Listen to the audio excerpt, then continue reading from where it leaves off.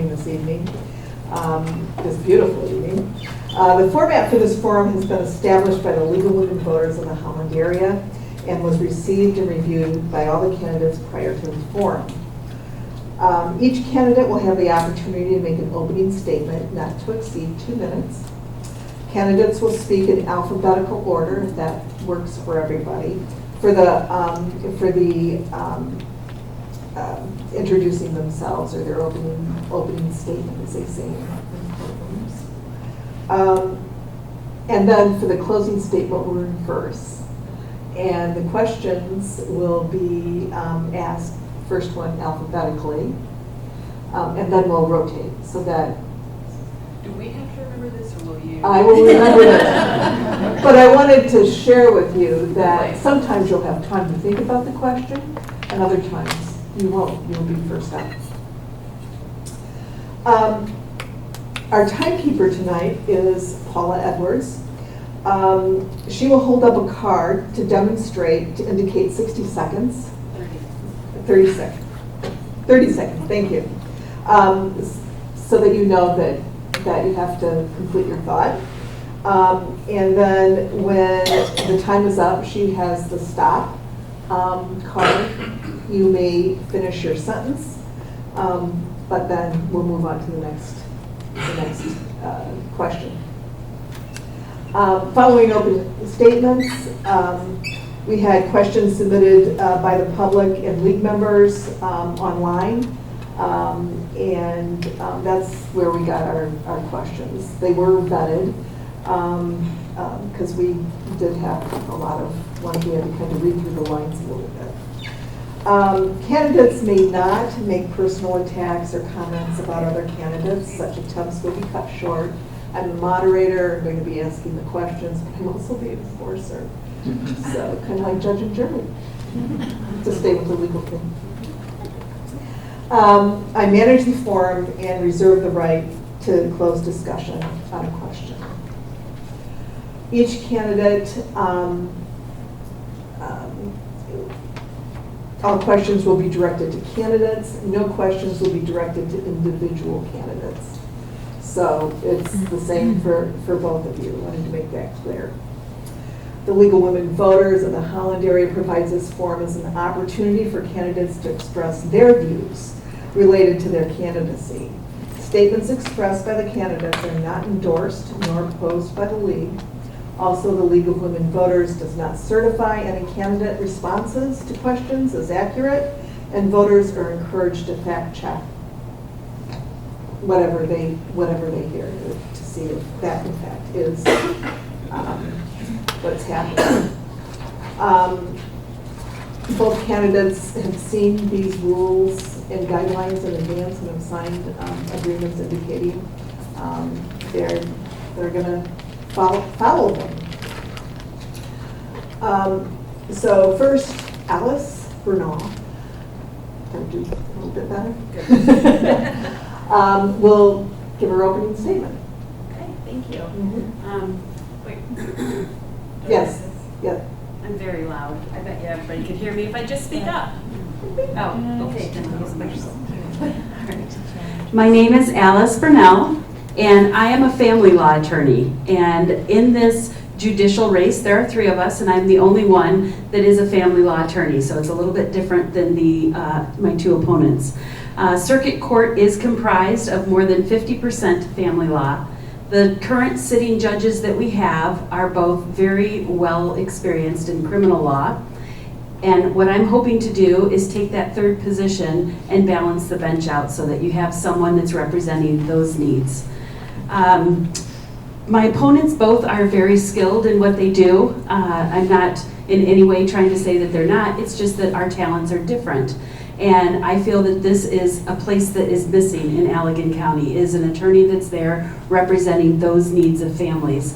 I started my career many years ago actually in daycare, and that's where my passion and love of families and family dynamics and their struggles came from.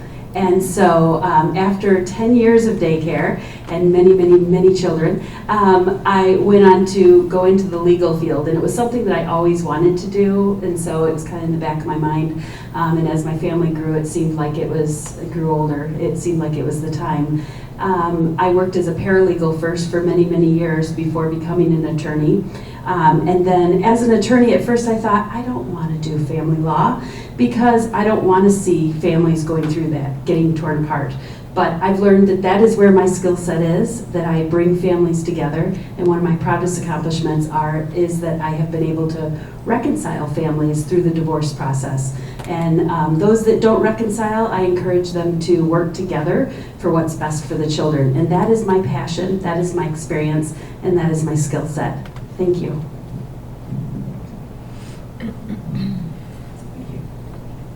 Okay, I pledge that this will not go like the presidential debate.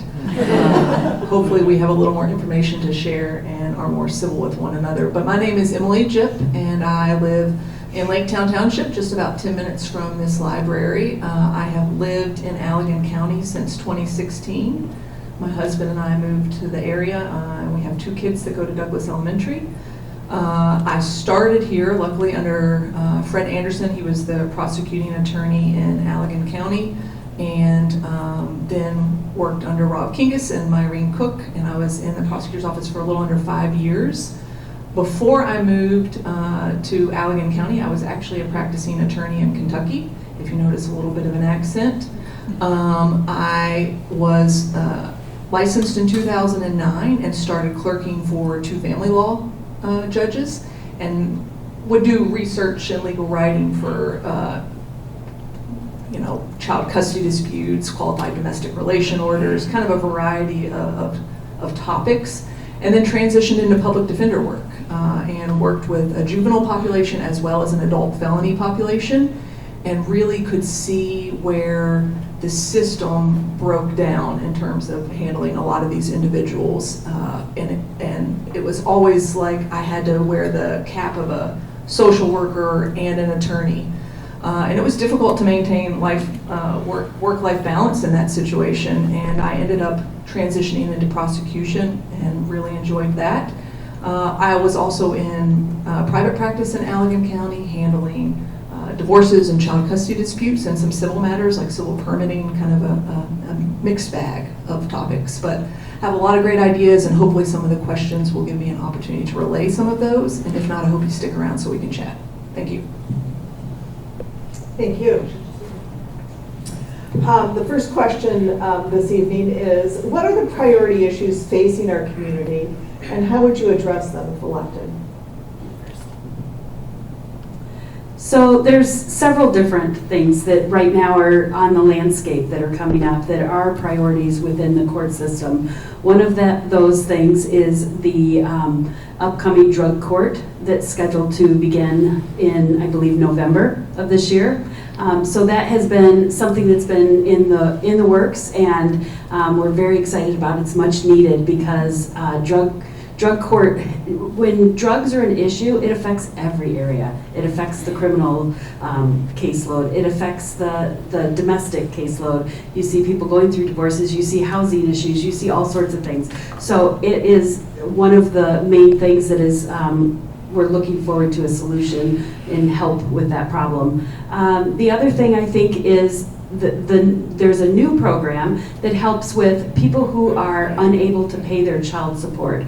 And it's very similar. The idea is throwing them in jail is not going to make them pay their child support. So this program's been going on for about 4 years, and they're trying to continue that and develop it. And so it's the alternative contempt tract is what it's called. And so what it does is it says, okay, here we have someone that's homeless and doesn't have a way to support themselves, much less their children. Let's try to give them opportunities to figure that out, whether it's helping them find jobs, getting them off of drugs, making them so that they're not homeless, things like that.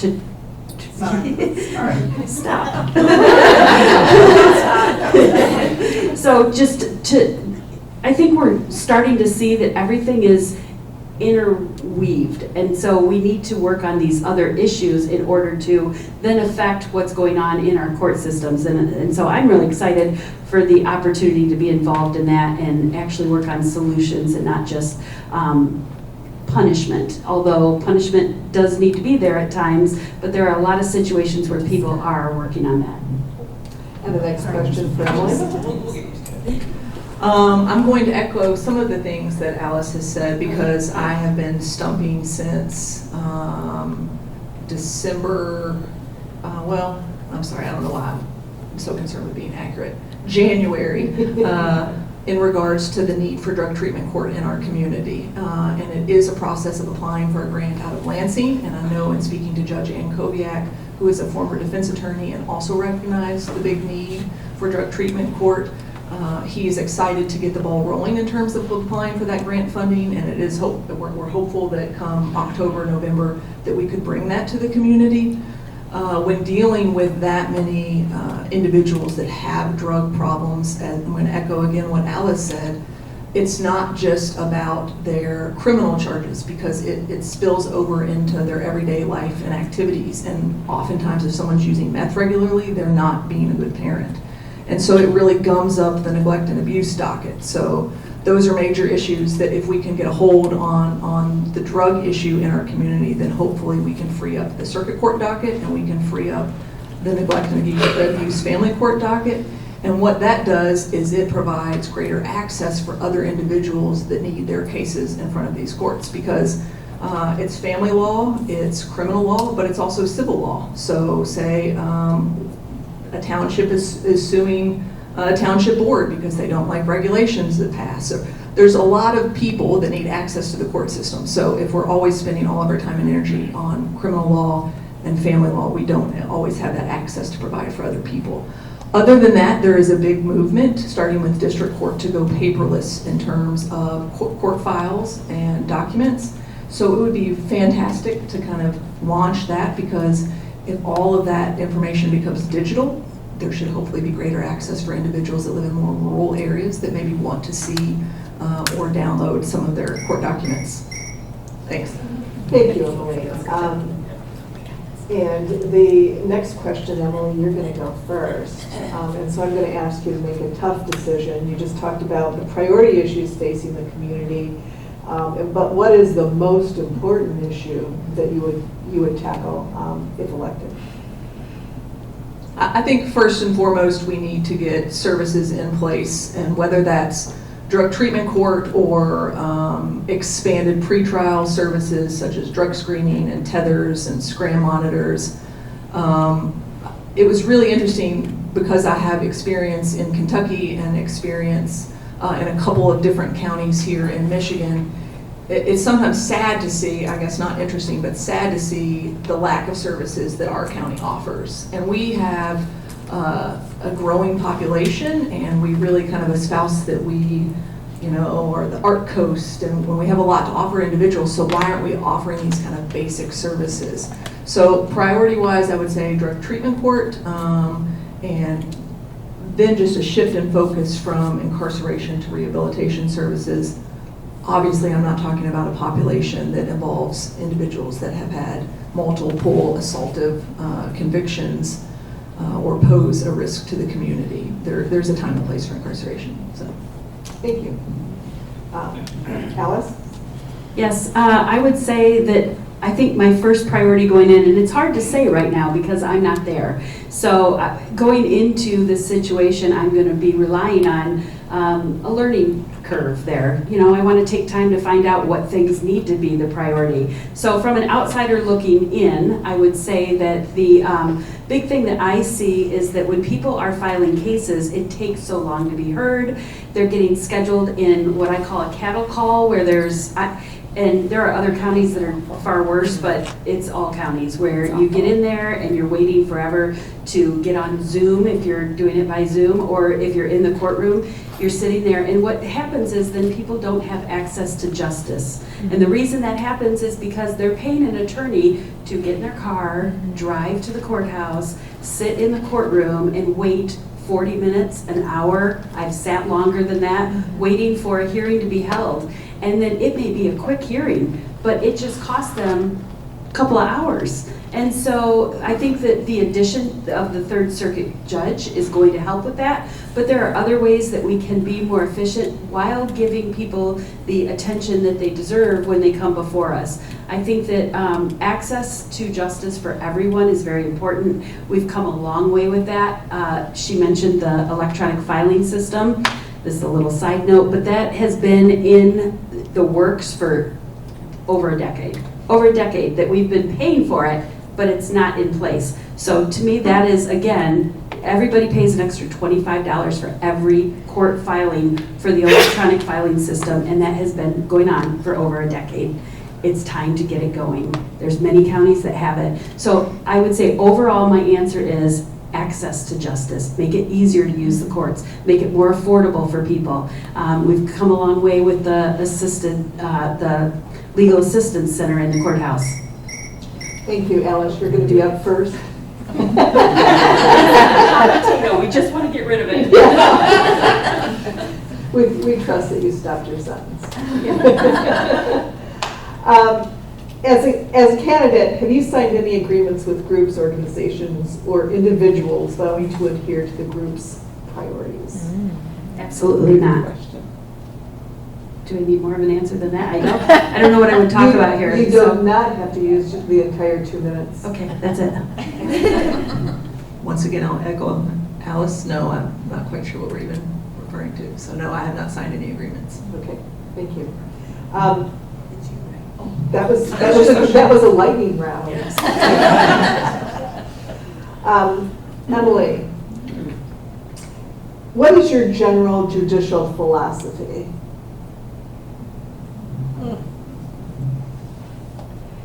That's a good one. Since I'm not a judge yet, I don't know that I have a general judicial philosophy, but I just have a philosophy as a person moving through my community, and that would be that kindness matters, and that people tend to thrive if they feel heard, and it doesn't hurt to give someone a chance. So I have 2 kids that fight all the time, so I'm constantly having to arbitrate disputes. They're 6 and 8. Sometimes they even get physical. So I have learned patience through that role, as well as a public defender, a private practicing attorney, and I think that patience will bleed over, and I think that that's important because in order for someone to feel heard and listened to, you have to take a second and realize that when they're in front of you, that could be one of the most traumatic or dramatic time periods in their life, and so you need to be patient and let them have their fill of the process so that they do feel like they weren't cheated. And then also, I just am very much you see what you get individual, and so I think I would carry that through on the bench. I would be open and transparent with my rulings and why I was handling a case in a certain way. So, Thank you. No, that's. Oh, it's the telephone. Everybody's turned off their telephones except for the library. that's okay. I'll just pass I it have no on. Okay. For me, I would say that what I am trying to do going into the court is along those same lines, some of those same things. And Emily and I have gotten to know each other through this campaign, and we share a lot of the same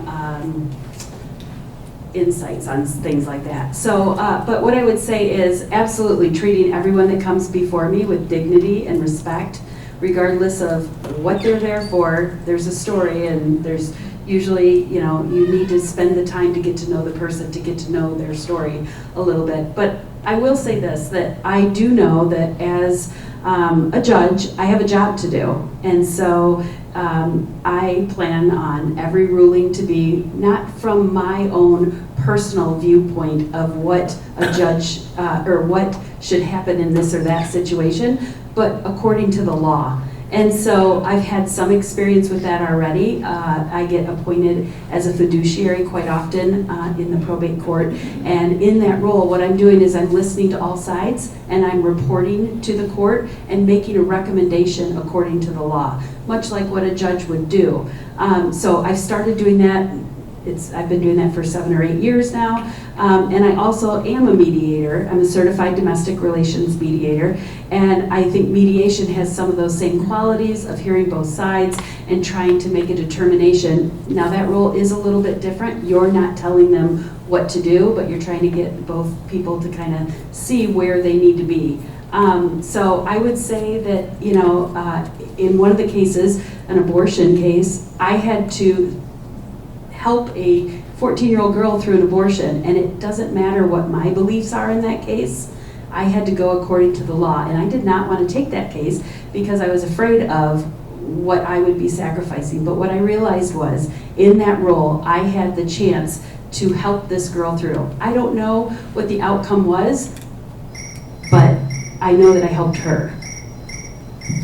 Okay, the next question will start with you, Alice. So, sorry, I have to reconnect here.